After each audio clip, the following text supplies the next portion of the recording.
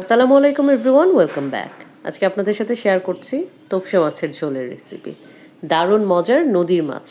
প্যানের মধ্যে 1/3 কাপ তেল দিয়ে গরম করে নিচ্ছি। 1 কাপ পেঁয়াজ দিয়ে পেঁয়াজটাকে ভেজে নিব। পেঁয়াজটা হালকা ভাজা হয়ে আসলে এর মধ্যে 1 চা চামচ আদা বাটা, 1 চা চামচ রসুন বাটা আর লবণ দিয়ে মশলাটাকে ভেজে নিব।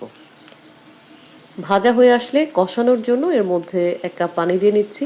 টমেটো, 1 চা চামচ মরিচ গুঁড়া, 1 চা চামচ হলুদ গুঁড়া, 1 চা চামচ ধনিয়া এবং হাফ চা চামচ জিরা গুঁড়া দিয়ে মশলাটাকে নেড়ে চেড়ে এখন ভালো করে কষিয়ে নিচ্ছি। কষানো হয়ে গেলে টমেটোগুলো একদম নরম হয়ে যাবে, তখন একটু থেতলে দিব। থেতলে দিয়ে এর মধ্যে আধা কেজি তোপসে মাছ দিয়ে দিচ্ছি।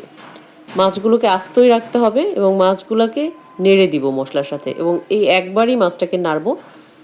তারপর 2 কাপ পানি দিয়ে কয়েকটা কাঁচামরিচ দিয়ে দিচ্ছি, 6-7টার মতো। ঢাকনা দিয়ে এখন মিডিয়াম হিটে এটাকে রান্না করতে থাকবো। রান্না করতে করতে দেখা যাবে এর মধ্যে তেল ভেসে আসছে।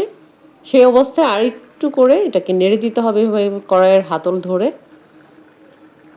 তারপর আরও 10 মিনিট রান্না করার পর পানিটা যখন এরকম শুকিয়ে আসবে তখন মাছটা হয়ে যাবে। এবং এই মাছটাকে সবসময়ই হ্যান্ডেল উইথ কেয়ার, খুব সফটলি এটাকে কেয়ার করে ধরতে হবে।